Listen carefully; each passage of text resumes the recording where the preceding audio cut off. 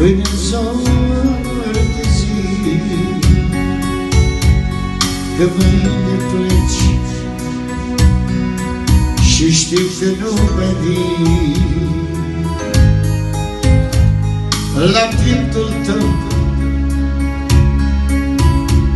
aș vrea să dorm cu drag, că fără tine mâine ce-am să fac?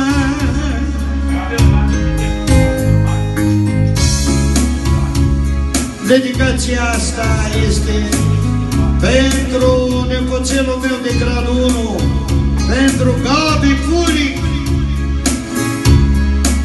din partea familiei Cleanu, inclusiv din partea lui Cristi Cleanu, să știe.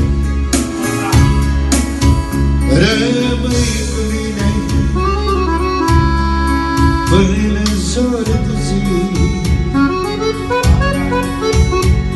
când mâine pleci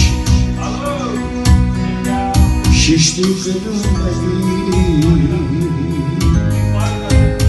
La pieptul tău aș vrea să dorm cu drag, că fără tine mâine ce-am să fac? De mâine de nimic nu pasă,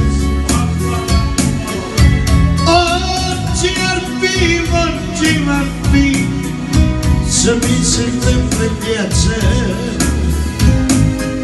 M-am bucurat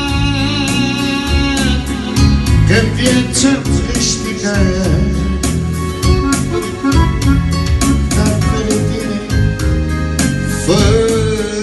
tine mâine ce-am